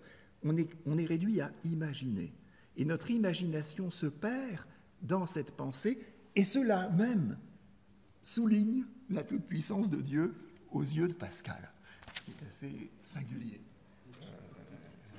Alors, je dirais que... Alors, je ne sais pas si... Je n'ai pas de réponse à cela. Je ne peux que, je dirais, admirer la profondeur, effectivement, de la pensée de Pascal, et loin de moi de vouloir le concurrencer, voire entrer dans un débat avec un esprit aussi brillant que lui, je dirais quand même que finalement, je ne pourrais pas, en tout cas personnellement, je ne pourrais pas utiliser les mêmes mots, dans le sens que, quand on conçoit notre position dans l'univers, est-ce que je la vois comme étant une manifestation du caractère de la toute-puissance de Dieu? C'est ça un tout petit peu qu'il dit. En fait, plus prosaïquement, je dirais, j'en sais rien. J'en sais rien. La seule chose que je trouve assez intéressante, c'est par contre de se poser la question, pourquoi l'univers a fait jaillir un esprit qui a cette capacité de pouvoir le comprendre, qui a cette capacité de pouvoir retracer son histoire passée et même peut-être de pouvoir déduire son histoire future. Ça, c'est vrai que c'est assez étonnant. Et c'est peut-être la chose la plus incroyable qui existe dans l'univers, finalement. Et c'est pour ça que ce qui est le plus intéressant dans l'univers, ce sont les astronomes.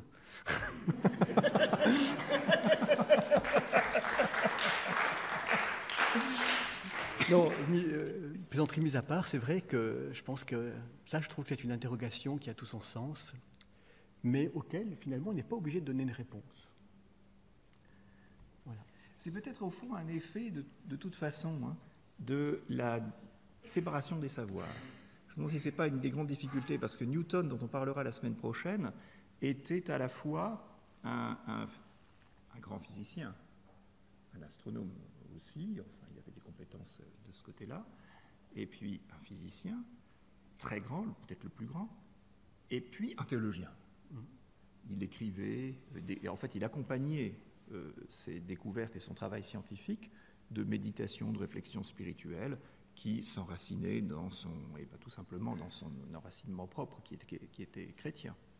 Donc c'est peut-être que la difficulté pour nous aujourd'hui, c'est la séparation des savoirs. C'est-à-dire qu'au fond, eux savaient très bien à la fois être scientifiques, rigoureux, et se poser des questions spirituelles, et nous ne savons plus, et ça vaut aussi bien pour les philosophes, parce qu'on peut le retourner, nous avons toutes les peines du monde, comme philosophes, à être capables d'appréhender la science, les sciences, le savoir scientifique. À la fois parce qu'il s'est énormément complexifié, que lui-même a éclaté comme dans un feu d'artifice, vous avez ces gerbes qui se mettent à éclater. Alors il est très difficile de le tenir ensemble.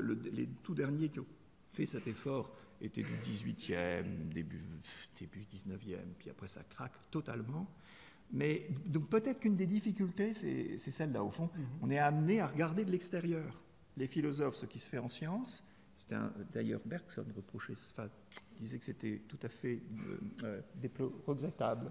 Mais les philosophes regardent de l'extérieur ce qui se fait en science, les savants regardent de l'extérieur ce qui peut se penser en philosophie ou dans le champ spirituel et théologique. Et donc, ouais, c'est peut-être une des raisons. Alors, j'en viens, parce que je ne veux pas être trop long, je suis très long, là, j'ai l'impression. À la troisième question, alors ça m'a beaucoup fasciné. Quand tu disais, tu as dit quelque chose qui m'a semblé très fort, enfin, qui m'a tout de suite provoqué. Au fond, quand on veut progresser dans les sciences, c'est le contraire de la pente naturelle qui consisterait à suivre le bon sens. Et il faut être capable d'un effort de pensée qui peut être contre-intuitif, et d'un effort d'imagination aussi, d'ouvrir son imagination et de sortir de nous-mêmes. Sortir de nous-mêmes, je me suis demandé s'il n'y avait pas là quelque chose qui est propre aussi à la spiritualité, au sens d'un croisement assez fort, qui est en fait la vertu spirituelle d'humilité. C'est-à-dire qu'au fond, spontanément, ça c'est tout de même assez extraordinaire, spontanément, les êtres humains que nous sommes se pensent non seulement centre des choses, quand on est enfant, et puis trop souvent nous restons des enfants de ce point de vue-là, au centre des choses, et puis aussi mesure des choses. Il y a même un philosophe de l'Antiquité, Protagoras, qui l'avait thématisé et qui avait dit, c'était ce contre quoi Platon a lutté entre autres, il avait dit, Protagoras, l'être humain, l'homme, est la mesure, il est la mesure de toute chose. Et au fond, c'est peut-être cela que nous apprend la science contemporaine. Elle fait peut-être voler en éclats ces certitudes que nous avons et au fond, c'est un peu cet orgueil que nous avons de penser que tout est mesuré par ce que nous sommes et que le réel s'ordonne en fonction de nous. Et de ce point de vue-là, il me semble que la science contemporaine, moderne et contemporaine, porte en elle-même une magnifique leçon qui a à voir avec la spiritualité. Je ne sais pas ce que tu en penses, Voilà, j'aurais posé mes 3 questions d'articulation spiritualité et science, et puis ensuite on ouvrira il y en aurait d'autres sur le fond du débat, mais je voudrais plutôt laisser la parole à la salle, mais si tu veux bien. Peut-être que là, je peux juste dire un tout petit mot à ce propos. Finalement, en tant que scientifique, ce que moi j'ai découvert de manière peut-être progressive au fil de mon métier, c'est que finalement, la science, si elle est bien pratiquée, a une attitude extrêmement humble par rapport à ce qu'on appelle la vérité. De fait, on se rend compte que toute la science, elle ne donne pas la vérité, elle ne donne que des modèles de la réalité. Ces modèles, ensuite, on peut mesurer leur efficacité en regardant si les prédictions que ces modèles donnent satisfont des observations que l'on peut faire avec l'observation. Si elles les satisfont, ça ne veut pas dire que le modèle est vrai, ça veut dire qu'il n'est pas encore faux, jusqu'à ce qu'il y ait une observation qui tout d'un coup la mette en défaut. Et dans ce cas-là, les scientifiques vont changer de modèle. Donc il y a un côté, il y a une attitude par rapport à notre outil qui sont les modèles mathématiques, qui est assez humble. On ne dit pas que c'est la vérité, on dit que c'est une manière de la représenter. Et peut-être que là, il y a peut-être une certaine différence, en tout cas dans une certaine conception de la religion. Je ne dis pas de toutes les religions, ni même des religieux eux-mêmes, parce qu'il y a des religions qui ont cette même conception, c'est de penser qu'il y a une vérité que l'on possède. J'ai la vérité. Alors qu'un scientifique dira, on a un modèle qui reproduit bien les observations, ce qui est beaucoup plus, je dirais, modeste. Mais on ne peut pas posséder la vérité. Par contre, on peut essayer d'être vrai, c'est-à-dire d'être authentique, de dire ce que l'on pense, d'avoir une vision authentique de la vie, aussi au niveau, je dirais, de son éthique personnelle. Donc voilà, ça c'est un premier point. C'est cette attitude par rapport à ce qu'on appelle la vérité, entre guillemets. Et puis, par contre, il y a quand même, me semble-t-il, quelque chose d'assez profond et de commun entre une vision spirituelle du monde et la vision scientifique. Et de mon point de vue, mais très modeste, elle est celle-ci, c'est que on voit bien que dans la science, on cherche l'unité derrière la diversité des apparences. On cherche à comprendre avec, je dirais, quelques idées simples, toute la diversité de tout ce que l'on observe. C'est l'idée des atomes, c'est l'idée de certaines forces. Il n'y a que 4 lois, 4 forces fondamentales, et toutes ces forces fondamentales, elles permettent d'expliquer, entre guillemets, ou disons de reproduire des observations de tout ce qu'on voit. Et donc, ça fait l'hypothèse qu'il y a une certaine unité, une certaine harmonie. Il y a des lois qui sont dans cet univers. On ne vit pas dans un univers chaotique. Et peut-être que dans l'aspect spirituel ou religieux, il y a cette idée aussi que derrière ce chaos apparent, il y a une certaine harmonie, il y a des lois qui existent. On pourrait dire que presque pour le physicien, les lois physiques sont presque son Dieu, si on veut, ou une forme de Dieu, si on veut. Et c'est cette recherche d'unité et d'harmonie dans la diversité du monde. Après, je trouve que c'est incroyable qu'on soit là. Et c'est incroyable qu'on comprenne ce petit bout d'univers dans lequel on vit. Ça, je dois dire, mais c'est la chose la plus incroyable auquel on peut imaginer, et c'est quelque chose qui est vrai, qu'on peut expérimenter. Et ça, c'est un vrai, pour moi, mystère, une vraie question. Pourquoi est-ce qu'on comprend l'univers dans lequel on est? Pourquoi l'univers a voulu que quelque chose apparaisse qui comprenne son histoire? C'est comme si pour exister, il avait besoin d'avoir un esprit qui le comprenne. C'est étonnant, ça. Mais c'est peut-être complètement sans intérêt aussi. Je ne suis pas sûr que ce soit sans intérêt. Maintenant, la parole va circuler dans la salle, où nous sommes assez nombreux aujourd'hui, comme les autres fois d'ailleurs, et j'attends qu'une manifestation... Alors,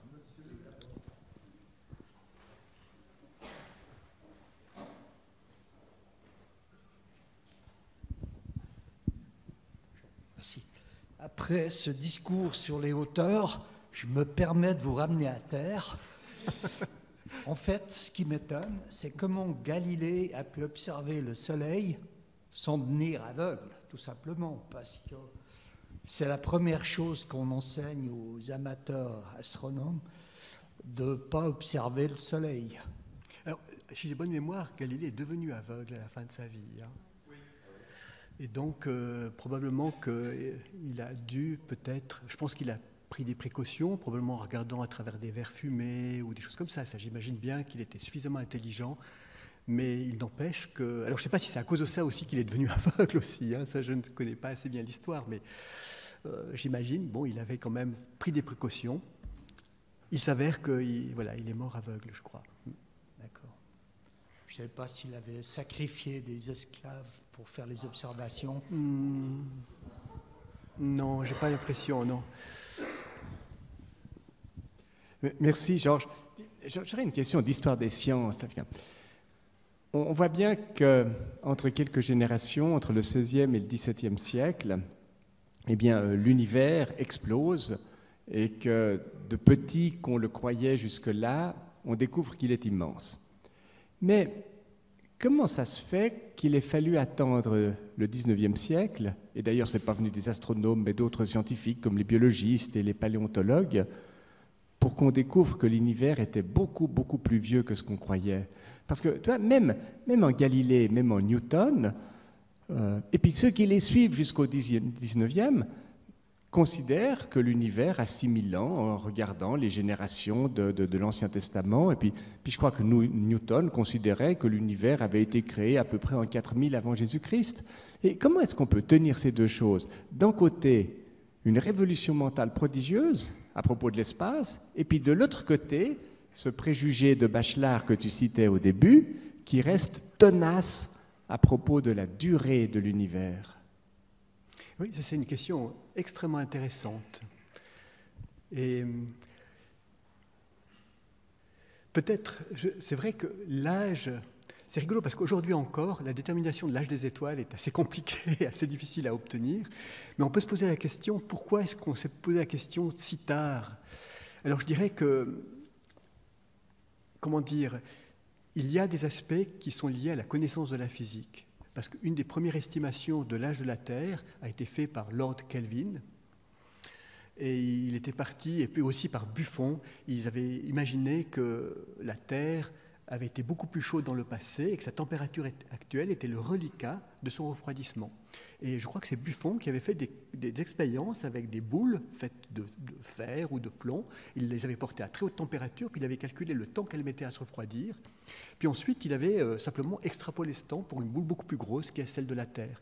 Et il avait obtenu des temps qui étaient de l'ordre de quelques dizaines de millions d'années. Et puis ensuite, Lord Kelvin avait fait la même chose, il avait même obtenu l'âge du Soleil, comme ça. Et bizarrement, l'âge du Soleil et l'âge de la Terre allaient bien ensemble. Donc il y avait une certaine cohérence, et c'était de l'ordre de 30 millions d'années. Ça, c'était peut-être, je ne sais pas, au 19e siècle, quelque chose comme ça. Et c'était lié finalement à cette idée que les choses étaient beaucoup plus chaudes dans le passé, elles se refroidissent, et à notre connaissance de la diffusion de la chaleur, donc à des gens comme Fourier, etc. Donc c'était déjà basé sur des aspects physiques qui n'étaient pas connus à l'époque, je dirais, de Newton et Galilée. Mais ce qui est rigolo, c'est que justement à la fin du XIXe siècle, des gens comme Darwin et des géologues, eux, ils avaient d'autres manières de calculer l'âge, par exemple, de la Terre. Par exemple, des géologues s'étaient demandé mais combien de temps on met pour faire le Val d'Anivier, par exemple, pour faire le Val d'Anivier, pour faire une vallée, pour creuser une vallée. Alors on peut faire des mesures, on peut se dire, ben voilà, la rivière, elle emmène chaque année tant de masse de gravier, de terre. On peut calculer le volume de la vallée. Et puis, si je sais combien elle en enlève chaque année, ben, on peut calculer un âge de la vallée. C'est très simple, même si c'est compliqué quand même. Hein, parce que... Et si on fait ça, on découvre des âges qui sont bien plus longs que 10 millions d'années, qui sont plutôt de 100, 200, 300 millions d'années. Donc là, il y avait déjà un problème avec la vision physique du refroidissement de la Terre et du Soleil, et puis la formation des vallées. Et finalement, la clé va venir de la découverte de la radioactivité. C'est là qu'on va découvrir un moyen, et c'est assez incroyable, voyez, la science. C'est ça qui est de la beauté de la science. Vous vous rendez compte que quelqu'un qui étudie des objets aussi petits que les atomes arrive à déduire des propriétés qui ont ensuite permis de mesurer l'âge d'objets aussi gros que la Terre. C'est incroyable, ça aussi. Et je trouve que ça, on voit que la science, on ne sait pas d'où viendra la bonne réponse à une question. Et ça, c'est un aspect merveilleux de la science. Oui, merci pour votre exposé. C'est vrai que les préjugés ont quelque chose d'extrêmement fort. Nous étions tout un groupe derrière la porte de droite qui était fermée et n'ayant pas l'idée d'aller voir si l'autre porte était ouverte. Donc, il y a toujours des blocages de la pensée. Et je pense, justement, vous avez très bien mis en évidence l'importance du cercle. Copernic ne peut pas concevoir des mouvements des astres autrement que sur des cercles, mais Galilée aussi. Quand Kepler, utilisant les mesures de Tycho Brahe, dit les mouvements des planètes sont sur des orbites elliptiques, Galilée refuse cette idée. Il n'est pas du tout d'accord avec Kepler. Donc, même s'il a eu des idées nouvelles, il a aussi eu sa part de blocage des idées. Alors moi, je vais vous poser une question qui traverse les siècles. Aujourd'hui, on a le modèle vous avez bien dit le modèle, et j'aime bien cette idée, le modèle du Big Bang. Il présente quelques problèmes, c'est qu'on n'arrive pas à expliquer la question de l'énergie noire et la masse noire. Est-ce que vous voyez est-ce qu'il y aura un blocage de la pensée par rapport à où on est fixé sur le modèle du Big Bang, ou est-ce il y a le surgissement de nouvelles idées qui dépassent ce qui, pour le moment, est tellement certain et qui nous fige dans une idée? Je ne sais pas. Oui, mais je ne peux qu'abonder dans votre sens, en fait. Ce que l'on peut dire, c'est que pour l'instant, on ne l'a pas abandonné, le modèle du Big Bang, parce qu'il permet d'expliquer passablement de faits observables.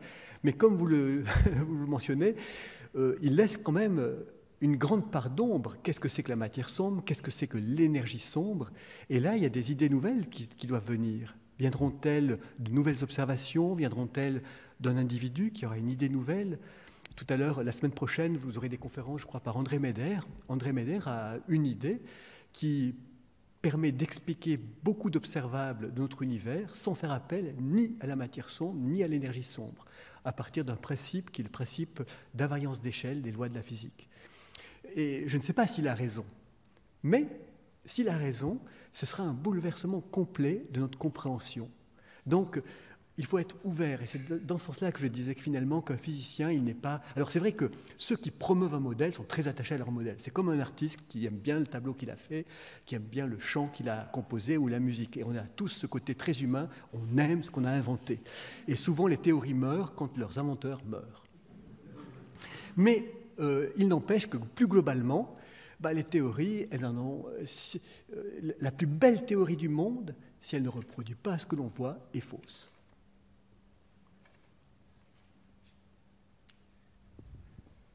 Je profite de ce moment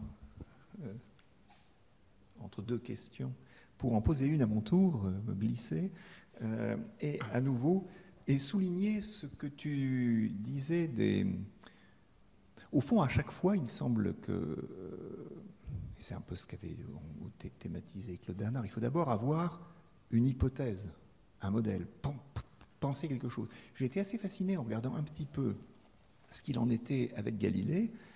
En fait, quand il dit que le Soleil doit tourner, la Terre doit tourner autour du Soleil, en fait, il n'en a pas la démonstration. Et la démonstration, si j'ai bien vu, ne vient que bien plus tard, en 1725, par James Bradley, grâce aux aberrations, grâce au phénomène de l'aberration de la lumière. Et est-ce que tu pourrais donc d'abord nous dire quelques mots de cela? C'est-à-dire qu'au fond, on construit des modèles sans avoir... On part pas de... C'est pas l'expérience qui nous fait dire il faut que je fasse un modèle qui correspond avec l'expérience. On pense un modèle et ensuite, et parfois avec un délai, moi ça m'a fasciné, qui est quand même 70 ans de délai entre le moment où la chose est affirmée fortement et le moment où on peut dire, on a une preuve, là, ça m'a stupéfait un peu. Donc ta question, c'est de savoir finalement, si on ne doit pas avoir quand même quelques préjugés ou quelques présupposés. Plutôt que des préjugés, oui, c'est ça. Voilà. C'est toujours d'abord par un effort de penser que ça se passe. Et l'expérience, qui est toujours ce par quoi il y a finalement une avancée scientifique, elle vient après. Alors, ce n'est pas toujours le cas, je pense. Tu vois, par exemple, si on prend la théorie d'Einstein, de la relativité restreinte, de la relativité générale, il y a eu quand même une expérience au départ qui montrait que la vitesse de la lumière, on pouvait la mesurer dans n'importe quel référentiel, un référentiel qui bouge, un référentiel qui est immobile par rapport à un autre. En fait, on doit toujours, évidemment, le mouvement est toujours un mouvement par rapport à quelque chose, mais disons que si je mesure la vitesse de la lumière dans un train qui irait lui-même à la moitié de la vitesse de la lumière, dans le sens de direction de propagation de la lumière, normalement, Galilée aurait dit, d'après les transformations galiléennes, c'est que si j'ai un photon qui part de là pour aller jusque-là, et que je le mesure, et que je mesure la vitesse de propagation dans un train qui va lui-même à la moitié de la vitesse de la lumière, eh bien, je devrais mesurer une vitesse qui ne serait que la moitié de la vitesse de la lumière. Parce que finalement, la cible, le départ, se rapproche du point... Plutôt, l'émetteur se rapproche de la cible. Et en fait, ce n'est pas vrai. La vitesse est toujours celle de la vitesse de la lumière. Et ça a été montré par une expérience qui s'appelle l'expérience de Morley-Michelson au début du XXe siècle. Et ça, c'est le point de départ quand même. Il y a quelque chose qui ne fonctionne pas. Parce que ce n'est pas parti de rien, je dirais. Il y a quelque chose qui ne fonctionne pas. Pourquoi la vitesse de la lumière semble être une sorte d'absolu? Et il faut changer les transformations, et ces changements de transformation ont donné naissance à la relativité restreinte. Et puis ensuite, la compréhension de pourquoi la masse que l'on met dans la théorie de la gravitation, c'est la même masse que l'on met dans la force d'inertie. Il y a cette équivalence entre les deux masses, ça donne naissance à la théorie de la relativité générale. Donc ça part quand même de faits observationnels. Et dans le cas de Galilée, alors, donc, il n'y en aurait pas ou il y en aurait tout de même un? C'était une question que je me posais aussi. Est-ce que c'était simplement pour répondre aux anomalies du système de Ptolémée? Est-ce que c'était pour s'appuyer, tester, conforter la proposition de Copernic?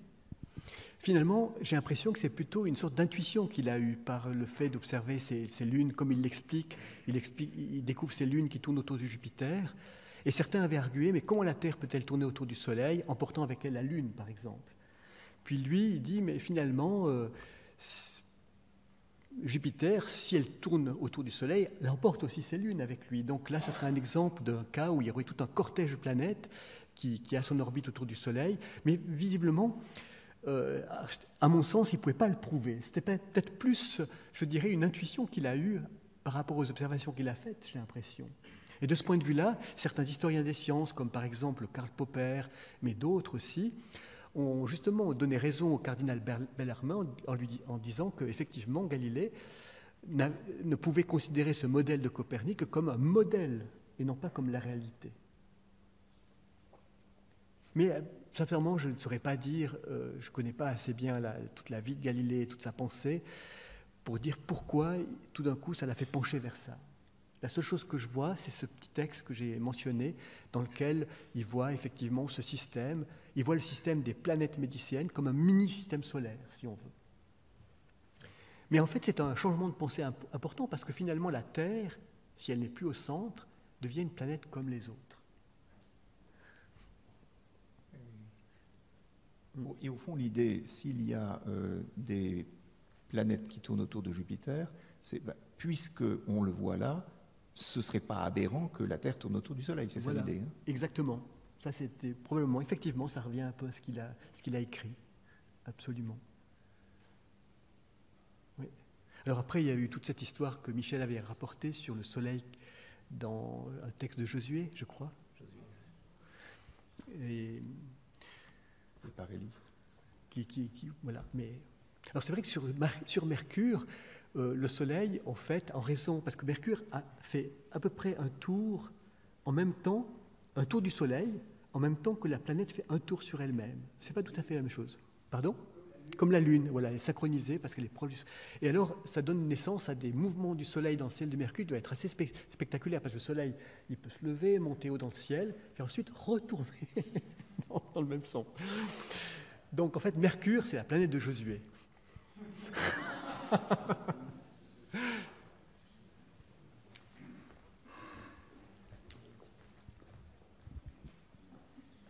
Merci.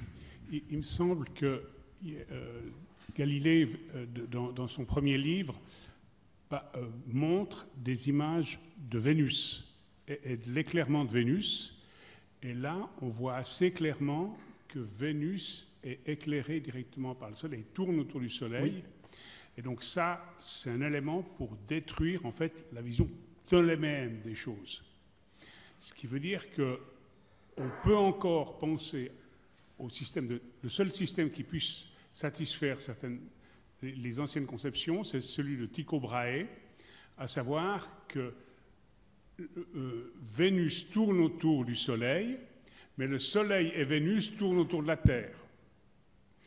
Donc ça, c'est une astuce c'est un compromis helvétique pour justifier la conservation de ce système. Et en fait, si Tycho Brahe n'est pas partisan de Copernic, c'est pour une seule raison, que vous avez cité le cas, c'est le problème de la parallaxe. C'est-à-dire, il dit, c'est pas possible qu'on ne voie pas de parallaxe dans les étoiles lointaines. Donc, je me rallie à l'idée d'un système aussi compliqué. Mais il faut bien avouer que c'est un système extrêmement compliqué et que le système de Copernic est beaucoup plus simple. Et donc, il a la vertu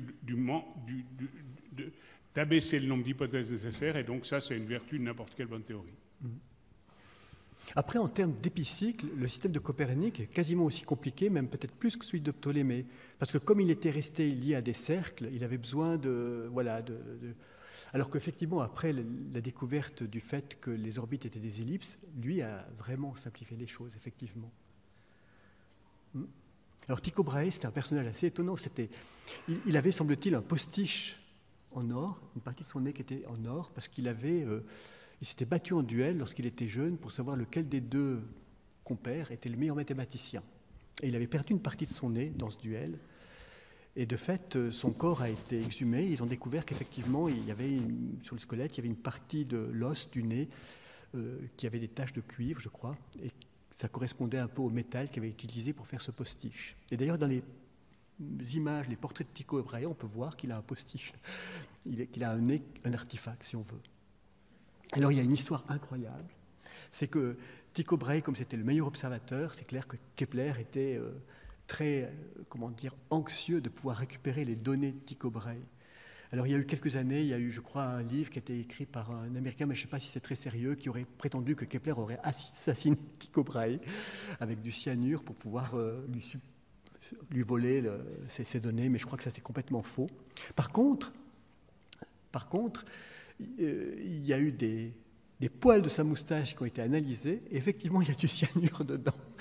Mais il semble que le cyanure, à cette époque-là, ait été utilisé comme un médicament, à faible dose.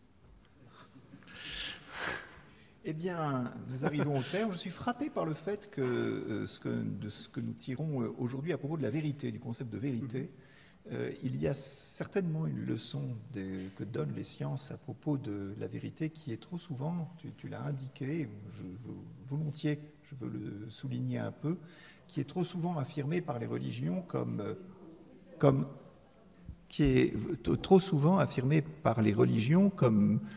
une définitive, donnée tout entière une fois, possédée par ceux à qui elle est donnée et exclusive. Et ça, c'est quelque chose qui a pesé énormément, contre les religions elles-mêmes d'ailleurs, mais dont la pratique de la science amène à sortir, à commencer à sortir, et sans pour autant impliquer le relativisme qui conduirait tout droit au nihilisme. Il ne s'agit pas de ça en science. Et cependant, la vérité n'est pas acquise une fois pour toutes, elle est toujours cherchée, constamment corrigée, reprise, on sent qu'on progresse, mais en même temps d'autres problèmes se posent, et là il y a quelque chose à méditer, je crois. En tout cas, il me semble, ça je ne sais pas si c'est vrai, mais il me semble que dans les évangiles, le Christ ne dit jamais « j'ai la vérité », il dit « je suis la vérité ». Ce qui est assez, qui est une nuance qui vaut son pesant d'or peut-être, je ne sais pas. Eh bien, merci encore, Georges.